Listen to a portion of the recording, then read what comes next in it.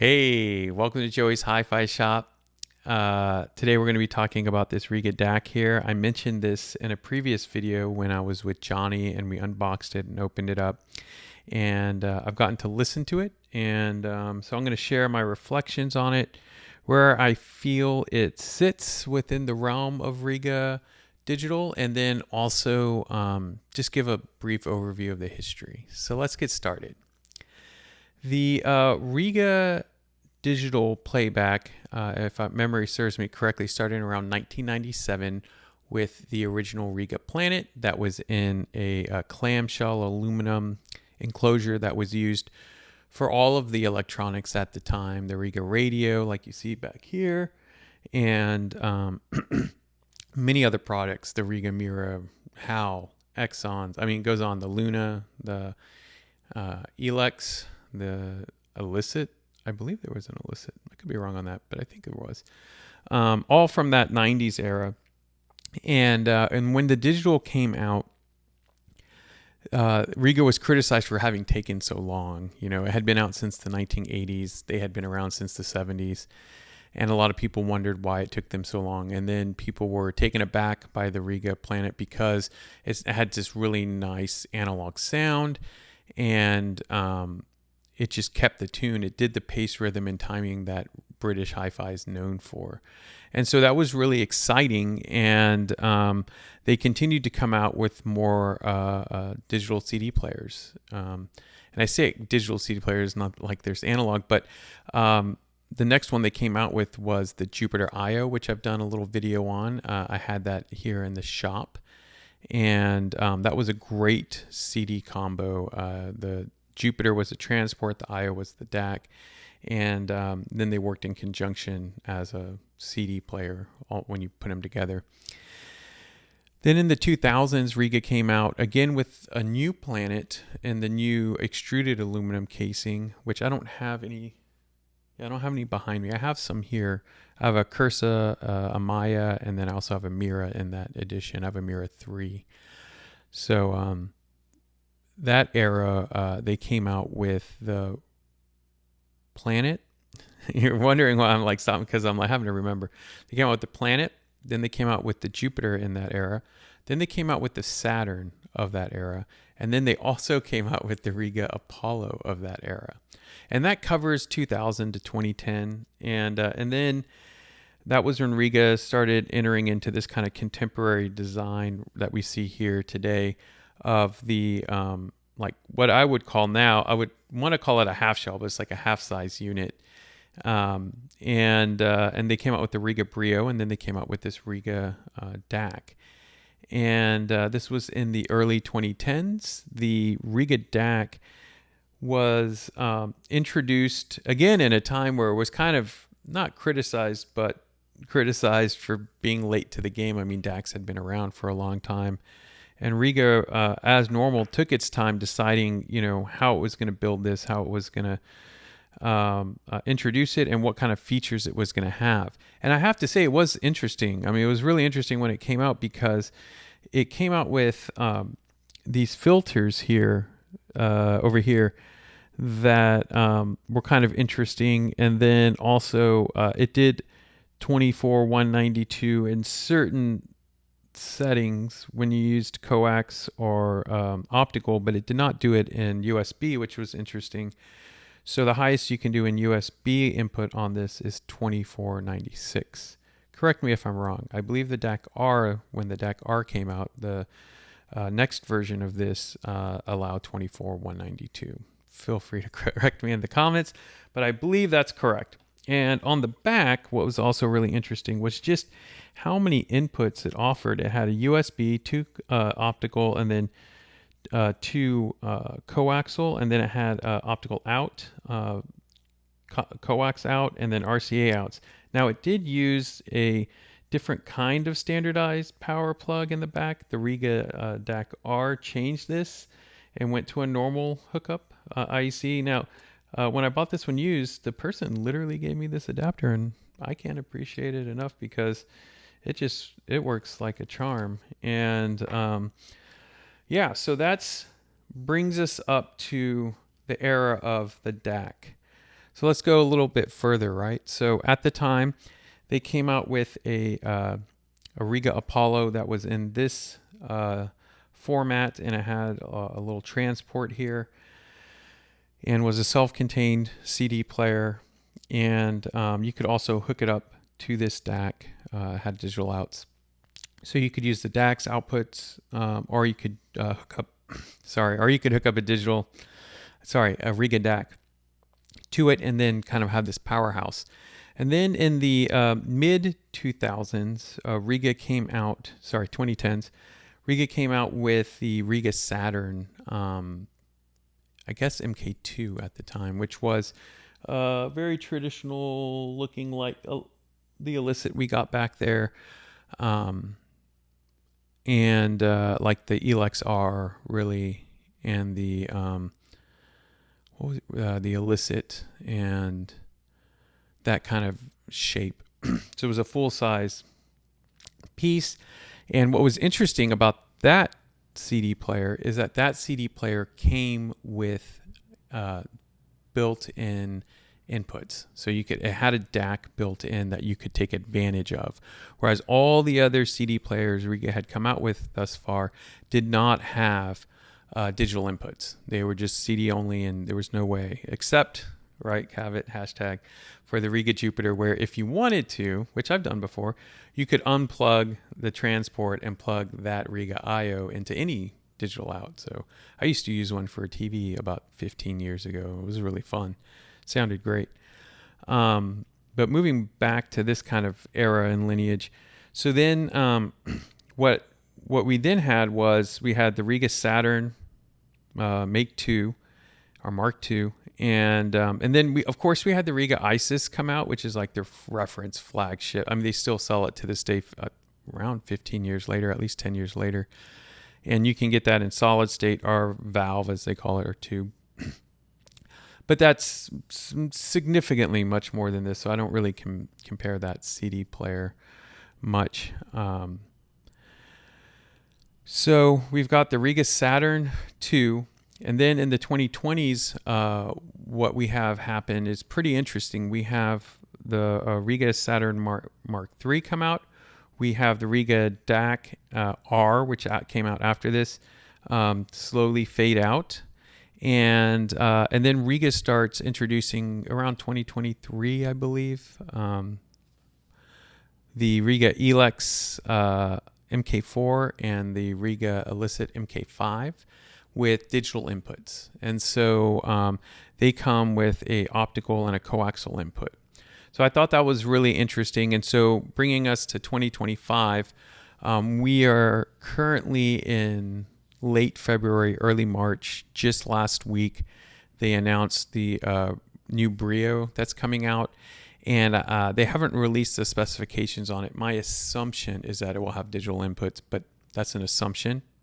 In a month or two, we'll know for sure. So what I did with the DAC was, of course, I listened to it, and then I compared the DAC in the MK5 Illicit to the DAC in this, and I used a Weem little puck. I used my iPhone listening to Lossless, and that was how I did my comparisons.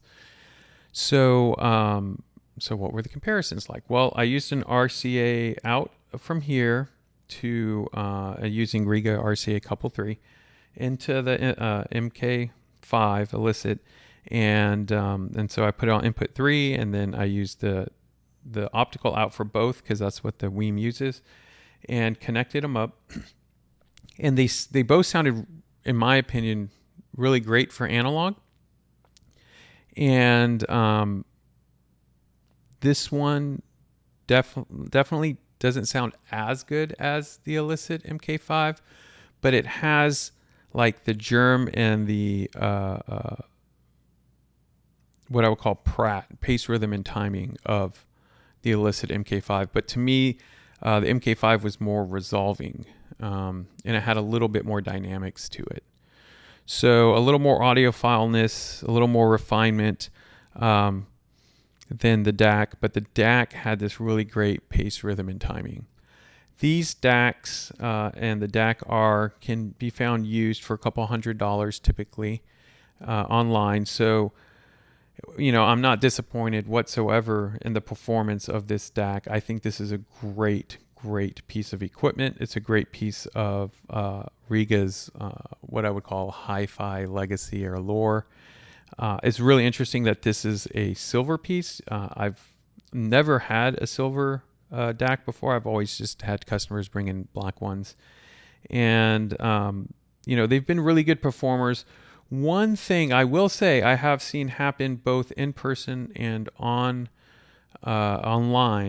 is on the RCA plugs here. You do want to be careful with them. I have had a customer use really tight RCA connectors and it just take off the surround of the RCA plug. And what I would do is I'd have to go in there and just retension and put the plug back in. It worked fine. It was not a problem, but it definitely freaked out the customer. So I have noticed that one thing about these is that I've personally experienced it, and I also have seen that happen online. And I share it because, I want to be forthright. Like there are things that to think about, if you're getting these. That said, on this unit, no problem at all. It worked flawlessly. The way you change inputs on it is you can push the button, and if you also have a Rega remote, you can also do it through the Rega remote. Another fun piece about this would just be having other Rega CD players and being able to hook it up to it and listen to it.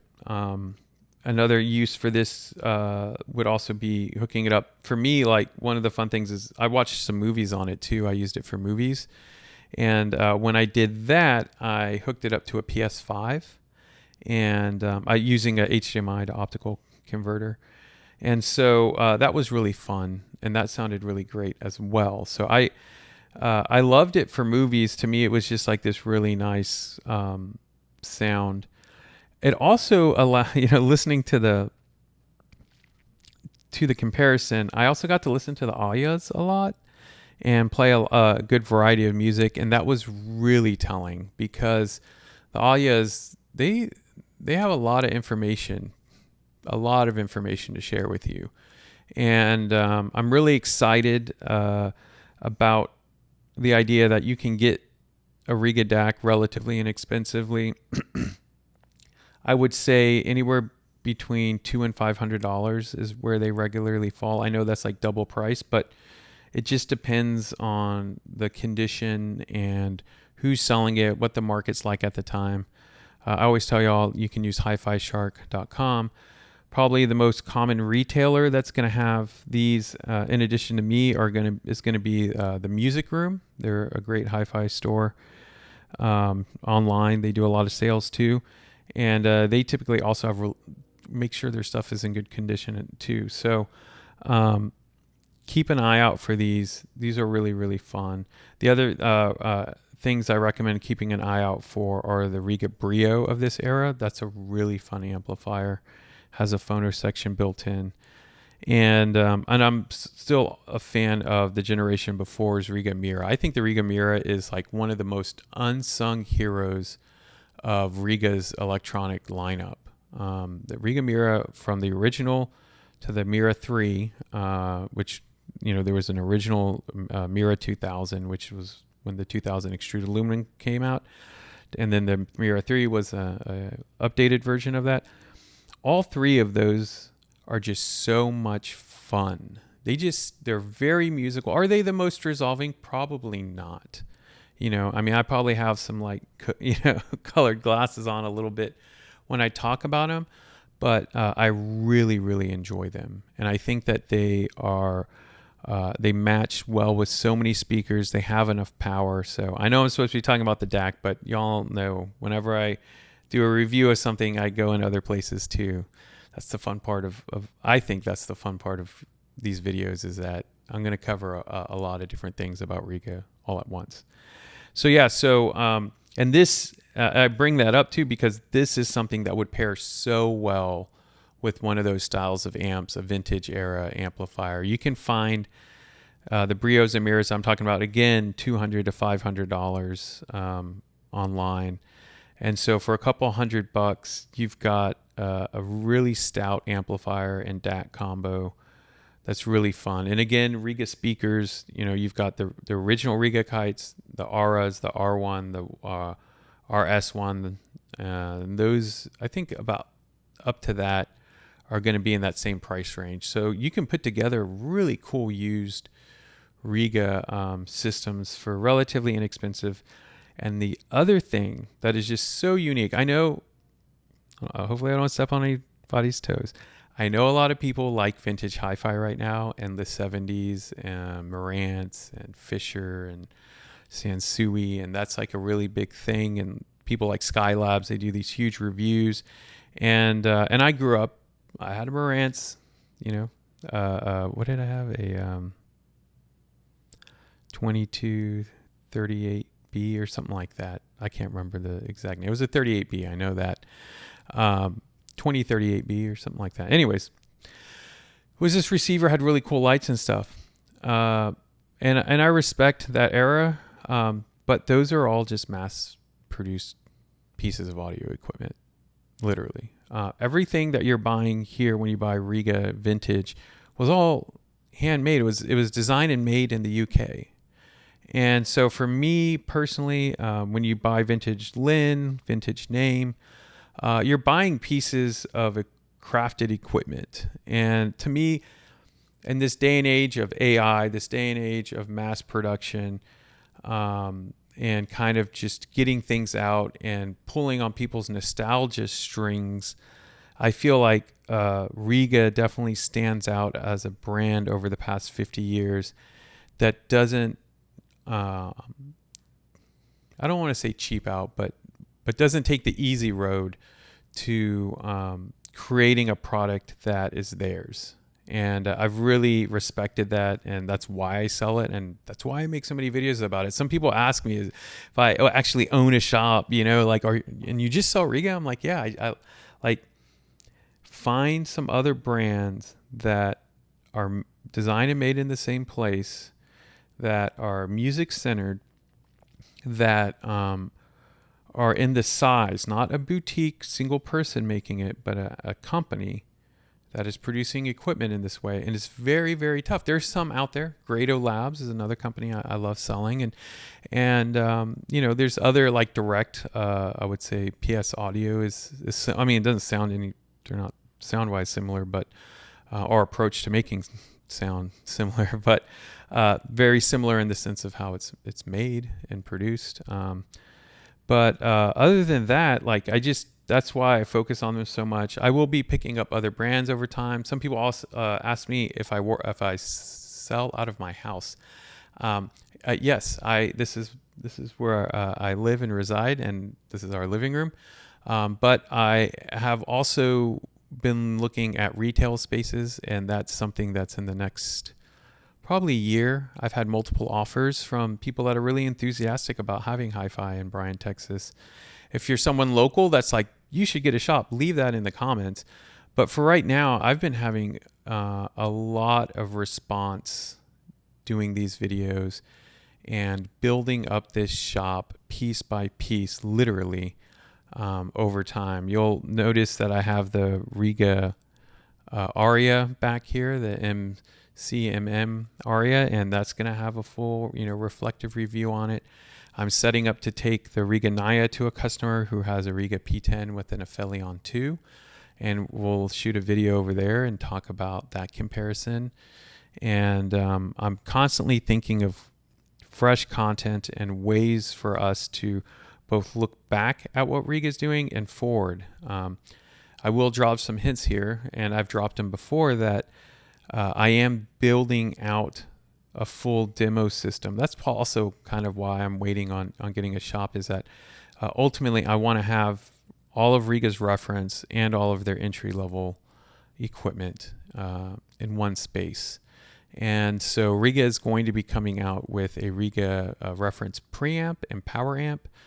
They don't have prices on it yet. If you go to their website, it's not on there yet, but if you go to their Instagram and check out their, I think it's Bristol show that they were at, they have their prototypes that they're showing off.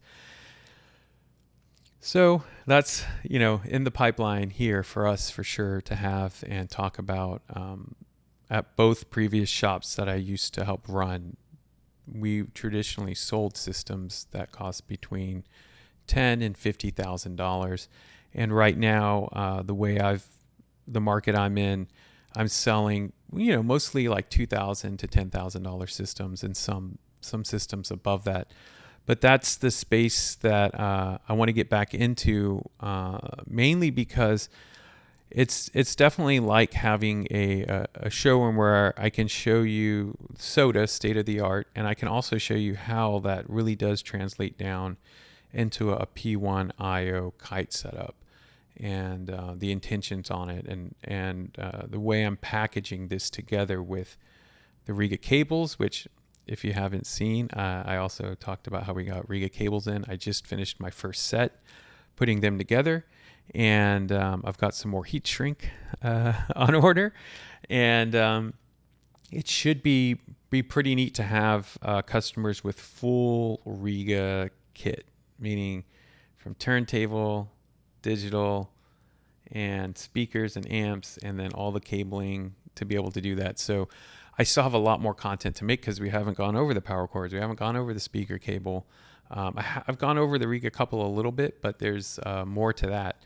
So stay tuned. I hope you enjoyed this video. I know I went beyond the Rega DAC, but I typically do that. I like sharing information and then you getting to see that in the preceding videos. So if I bring it up, I'm definitely going to talk about it, acquire those pieces, and then have us talk about those again. So just to recap, we've got the Aria.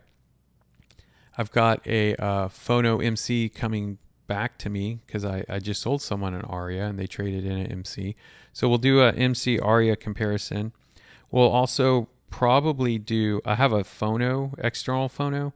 So I'll probably also do an amp, Phono, and then Aria MM comparison for the moving magnet people, if you're keeping up with this, and then also, of course, do the moving coil comparison between the Phono MC and the Aria.